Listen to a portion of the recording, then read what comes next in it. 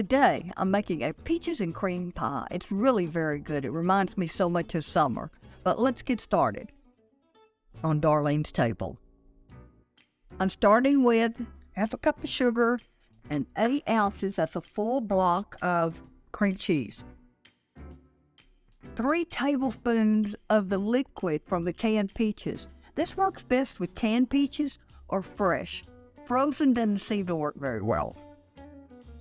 So I'm going to use my mixer and blend this real well.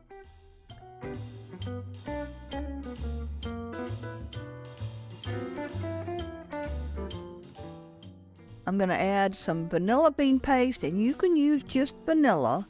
It's your preference. We'll blend that in. Now this is going to go on top of the pie when we're finished putting it together. So we're going to set that aside. Now we're going to make the bottom. And we're going to use, I'm using a 3-ounce package of vanilla cook and serve pudding. You don't want the instant. Don't use the instant. I've added flour to that. Now I'm adding the baking powder and salt. I whisked the dry ingredients together. Now I'm adding softened butter, 1 egg, and my milk.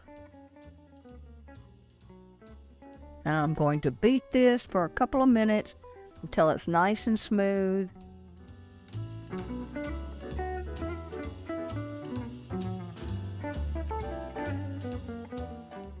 This is going to go in the bottom. I've already baked this pie shell.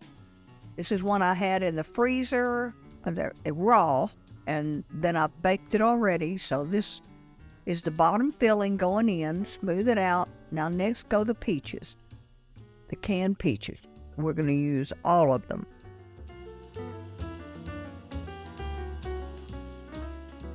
There we go. This is the cream cheese mixture I did first, the very first thing I did. And I set it aside. So now we're going to use it. And it's going to go over the top.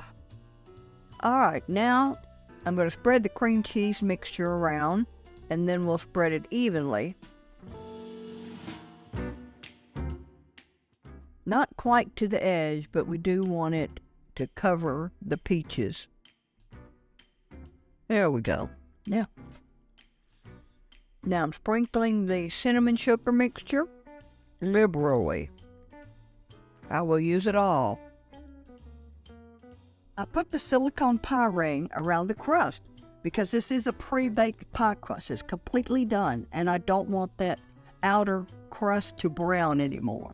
So as soon as this oven is ready, this is going in at 350 degrees for about 35 minutes and until it's nicely browned on top. Into the oven.